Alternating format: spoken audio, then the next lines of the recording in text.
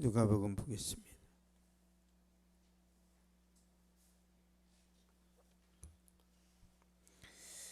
누가복음 5장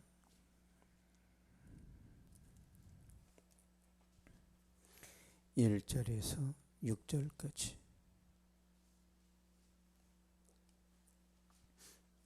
누가복음 5장 1절에서 6절까지 보겠습니다. 같이 읽겠습니다. 시작. 무리가 몰려와서 하나님의 말씀을 들을지 예수는 게네사렛 호숫가에 서서 호숫가에 배 두 짝이 있는 것을 보시니 어부들은 배에서 나와서 그물을 씻는지라. 예수께서 한 배에 오르시니 그 배는 시몬의 배라. 육지에서 조금 떼기를 청하시고 앉으사 배에서 무리를 가르치시더니 말씀을 마치시고 시몬에게 이르시되 깊은 데로 가서 그물을 내려 고기를 잡으라. 시몬이 대답하여 이르되 선생님, 우리들이 밤이 새도록 수고하였으되 잡은 것이 없지만은 말씀에 의지하여 내가 그물을 내리리이다 하고 그렇게 하니 고기를 잡은 것에 심히 많아 그물이 찢어지는지라. 아멘. 순종의 유익이라는 제목으로 말씀 전하도록 하겠습니다. 순종의 유익. 우리가 알고 있듯이 순종하면 기적이 일어납니다. 말씀에 순종하면 하나님께서 역사하시는 거죠. 오늘 말씀에도 순종에 대한 말씀이 나오는데요. 예수님의 직업은 고기 잡는 어부가 아니라 목수였죠. 예수님은 바다에 대해서는 경험이 없습니다. 갈릴리 바다의 수심에 대해서, 고기가 잡히는 시간대에 대해서, 갈릴리 바다의 풍향에 대해서는 베드로가 전문가죠. 그런데 주님께서 베드로에게 깊은 데로 가서 고기를 잡으라고 말씀을 하죠. 시험하는 거죠. 우리 4절 보겠습니다. 4절 시작. 말씀을 마치시고 시몬에게 이르시되 깊은 데로 가서 그물을 내려 고기를 잡으라. 아멘. 이 목수 일에 대해서는 예수님이 전문가이지만 회당에서 랍비였던 예수님이 회당에서는 전문가였지만 바다에서는 베드로가 전문가죠. 베드로는 평생 바닷가에서 살았습니다. 그러나 베드로는 자신의 경험과 전문적인 지식을 내려놓고 순종하죠. 쉽지 않은 일입니다. 지금 예수님이 엉뚱한 말을 하는 거예요. 아침에는 깊은 데 그물을 내렸을 때 고기가 안 잡힙니다. 안 잡혀요. 다 고기가 깊은 바다로 들어간단 말이에요. 5절 보겠습니다. 5절 시작. 시몬이 대답하여 이르되 선생님, 우리들이 밤이 새도록 수고를 하여 잡은 것이 없지만 말씀에 의지하여 내가 그물을 내리리이다 하고. 아멘. 말씀에 의지하여 내가 그물을 내리리이다. 그리고 그렇게 했더니 기적이 일어났죠. 놀라운 능력을 경험하게 됩니다. 베드로 어부 인생에서 한 번도 보지 못했던 장면을 보게 되는데요. 6절 보겠습니다. 6절 시작. 그렇게 하니 고기를 잡은 것이 심히 많아 그물이 찢어지는지라. 아멘. 아무리 고기가 잡혀도 이 그물이 굉장히 튼튼하거든요. 그물이 찢어지지는 않아요. 근데 얼마나 많이 잡혔길래 무게를 감당 못해서 그물이 찢어지는, 순종할 때 그런 역사를 경험하게 되는 거죠. 그러면 순종의 유익이 어떤 것이 있는지 보겠습니다. 7절 보겠습니다. 7절 시작. 이에 다른 배에 있는 동무들에게 손짓하여 와서 도와달라니 그들이 와서 두 배의 점에 잠기게 되었더라. 아멘. 경제적인 문제가 해결됩니다. 순종했더니 고기가 두 배에 가득 넘치게 되는 거죠. 생계 문제를 해결하세요. 우리가 순종하면 하나님께서 우리 생활 속에 필요한 것들을 채워주십니다. 삶의 문제, 어떤 경제적인 문제, 직장의 문제, 결혼도 마찬가지. 루시라는 여자가 시어머니 말에 순종하니까 결혼이 되잖아요. 시어머니에게 순종이 하나님께 순종이거든요. 베드로는 이해가 안 갔지만 순종을 하니까 그때 기적이 일어난 거죠. 그래서 우리도 고정관념을 버려야 됩니다. 주님이 우리에게 상식적으로 내 이성적으로 맞지 않는 걸 순종하도록 요구할 때가 있단 말이에요. 이건 아닌데. 근데 그때 주님이 내 경험과 상식을 뛰어넘는 그 순종을 요구할 때 그때 우리가 순종하면 우리 인생에 필요한 것들을 하나님이 공급해 주시는 거죠. 두 번째 보겠습니다. 두 번째 8절 보겠습니다. 8절 시작. 시몬 베드로가 이를 보고 예수의 무릎 아래에 엎드려 이르되 주여 나를 떠나소서 나는 죄인으로서이다 하니. 아멘. 영적인 필요를 공급받았어요. 영적인 필요. 베드로가 말씀대로 순종했을 때 고기가 2배에 가득 찼는데 그때 베드로가 랍비였던 예수님이 평범한 랍비가 아니라 자연을 다스리시는 하나님이신 것을 깨닫게 되는 거죠.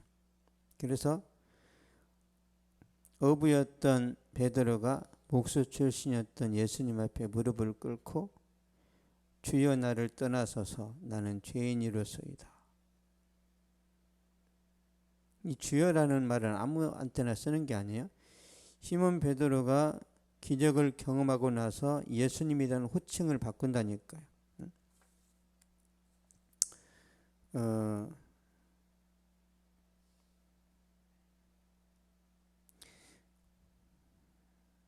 예수님에 대해서 보세요. 5절 한번 보겠습니다. 5절 누가복음 5장 5절 시작. 시몬이 대답하여 이르되 선생님 우리들이 밤이 새도록 수고하였을 때 잡은 것이 없지만 말씀이 의자에 내가 그물을 내리리이다 하고. 아멘. 5절에서는 선생님이라고 하잖아요. 선생님 랍비여 그랬단 말이에요. 선생이여. 근데 이 기적을 경험하고 나서 주여 그럽니다. 주여. 예수님이 주여로 바뀌었단 말이에요. 주여로. 예수님 앞에서 죄를 회개하죠. 예수님이 평범한 사람이 아니라 하나님이라는 것을 느끼는 거예요. 그러니까 우리가 죄를 회개한다라는 것은 하나님 앞에서 죄를 회개. 우리가 누구 앞에서 죄를 회개해요? 하나님. 그러니까 예수님이 하나님이라는 것을 베드로가 본능적으로 깨달은 거예요. 그래서 하나님이 임재 앞에 서면 누구든지 죄를 회개합니다. 누구든지. 베드로가 이 은혜를 입은 거예요. 순종할 때 이 놀라운 은혜를 체험하는 거죠. 이사야 선지자도 하나님이 임재 앞에 섰을 때 자신의 죄를 고백하죠. 이사야서 6장 5절 보겠습니다. 이사야서 6장 5절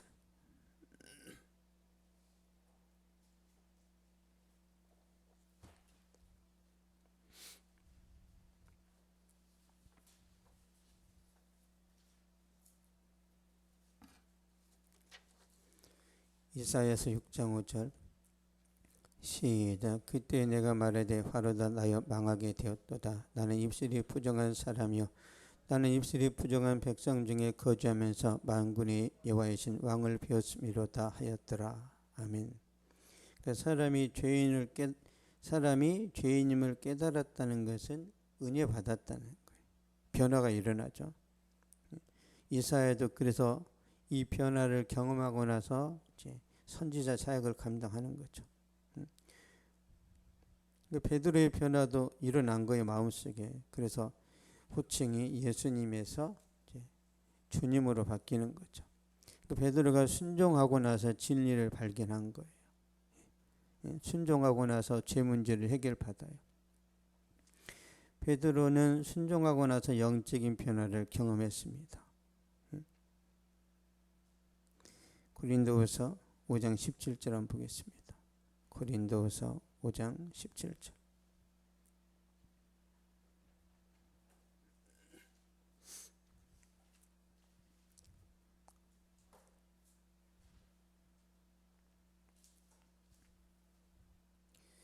시작. 그런즉 누구든지 그리스도 안에 있으면 새로운 피조물이라 이전 것은 지나갔으니 보라 새 것이 되었도다. 아멘.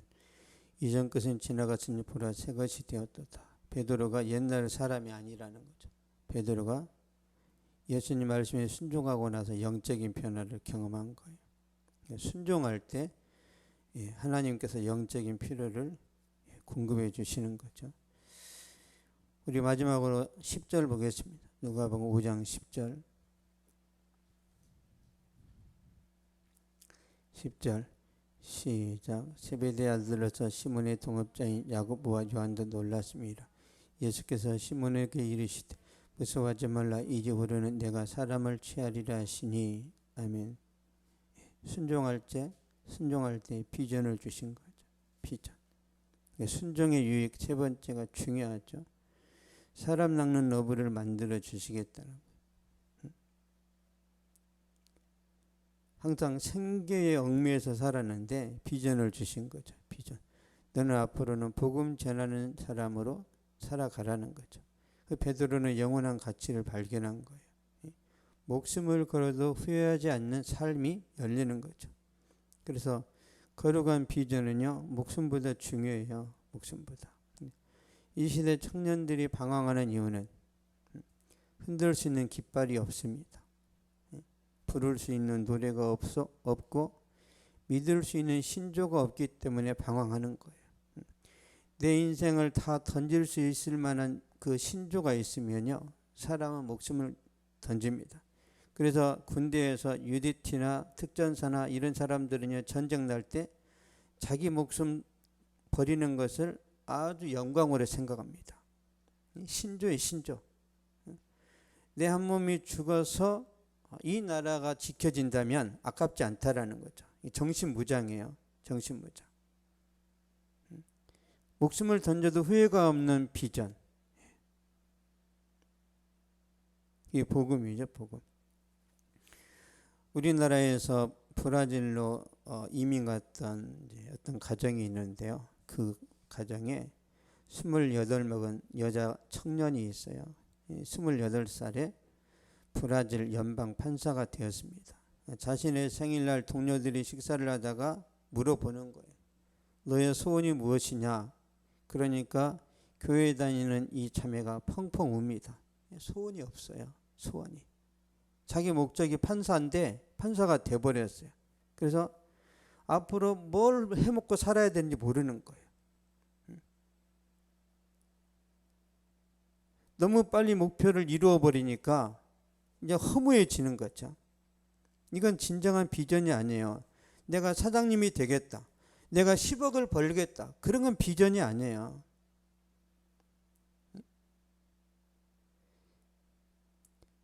진정한 비전은 우리 직장에서 뭔가를 달성하겠다 그런 게 아닙니다. 영원한 거예요. 영원한 것이 비전입니다. 영원히 망하지 않는 것. 영원한 게 뭐예요? 하나님이 영원하시죠. 그렇죠? 하나님의 말씀이 영원하고 또 우리의 영혼이 죽지 않는단 말이에요. 그래서 우리 영혼에게 도움되는 거기에 투자를 해야 돼. 우리 영혼에게. 계속 우리 육신에 도움되는 것들을 투자하니까 나중에 허무한 거예요. 육신을 위해서만 투자하는 거예요. 육신을 위해서. 이 세상에서의 영광, 인기 그거 다 없어지는 건데. 연방 판사가 되는 것은 진정한 비전이 아닌 거죠. 그래서 많은 사람들이 목표를 달성해냈고 허무함에 괴로움을 느끼는 거죠. 미국의 최신부 장관이었던 존 워너메이커가 이렇게 말합니다. 그분이 장관이었을 때 하는 말이에요. 나의 장관직은 부업이고 주일학교 교사직은 본업이다. 나는 3년 5년 정도 장관직으로 있는 것이 중요한 게 아니라 평생 내가 주일학교 교사하는 게 내 본업이다. 멋있죠? 그러니까 교회에서 섬기는 이게 더 중요하다는 거예요. 훨씬 중요합니다. 근데 주일학교 교사는 다 무시당하죠. 월급도 안 주고 그러니까 주일학교 교회에서 봉사하는 것은 사람들이 무시합니다. 근데 그렇지 않아요. 하나님의 상급이 있단 말이에요. 교회 다니는 대부분의 사람들이 교회에서 뭐 권사가 되고 뭐가 되고 그러면은 별로 귀하게 생각 안 해요. 근데 대통령이 뭐 장관 임명하면 가문의 영광이라고 그러는데 그건 가치관이 타락해서 그렇습니다. 그렇지 않아요. 영적인 게 훨씬 더 중요합니다. 빌립보서 1장 보겠습니다.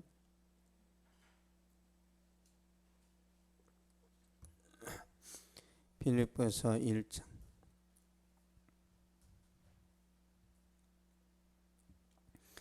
20절 21절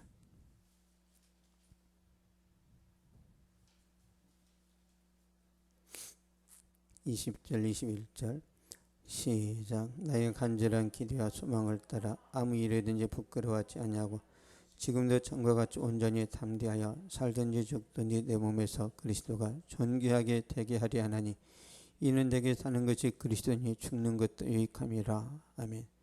내게 사는 것이 그리스도니 죽는 것도 유익함이라. 그러니까 진정한 가치는 예수 그리스도. 예수님을 위해서 숨쉬고 예수님을 위해서 땀 흘리고 예수님을 위해서 충성하는 이것이 진정한 가치, 진정한 비전이라는 거죠. 영원히 후회하지 않습니다.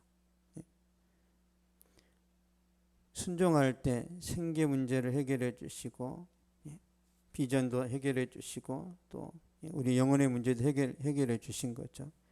그래서 하나님이 말씀하시면 우리가 항상 순종해서 좋은 결과를 얻어내면 좋겠습니다.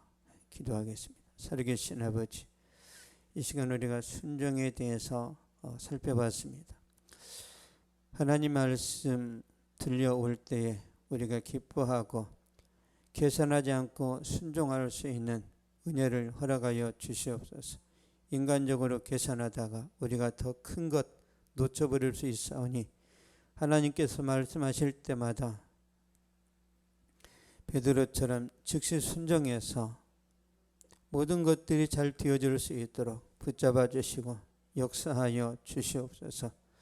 하나님 말씀 붙들고 나아가는 모든 삶 가운데 은혜와 능력과 축복을 투하여 주시고 우리 인생과 삶이 복음 안에서 꽃피우는 하나님의 능력을 경험하도록 이 시간에 한 사람 한 사람에게 복의 복을 투하여 주시옵소서.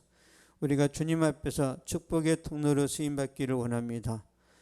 예수 믿는 믿음으로 죄를 멀리하고 세상을 이겨내고 예수 이름으로 마귀를 대적하고 예수 이름으로 또 내 자신의 육신의 욕망과 육신의 그 탐욕스러움을 극복해낼 수 있는 하나님의 성령을 우리 가운데 충만하게 부어주시고 그러므로 주님 앞에서 정말 축복의 통로로 쓰임받는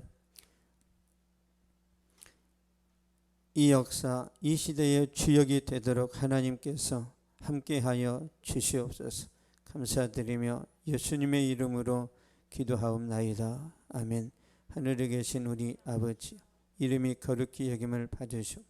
나라가 임하옵시며 뜻이 하늘에서 이루어진 것 같이 땅에서도 이루어지이다. 오늘 우리에게 일용할 양식을 주시옵고 우리가 우리에게 죄진 자를 사하여 준 것 같이 우리 죄를 사하여 주시옵고 우리를 시험에 들게 하지 마시옵고 다만 에게서 구하시옵소서. 나라와 권세와 영광이 아버지께 영원히 싸움나이다. 아멘.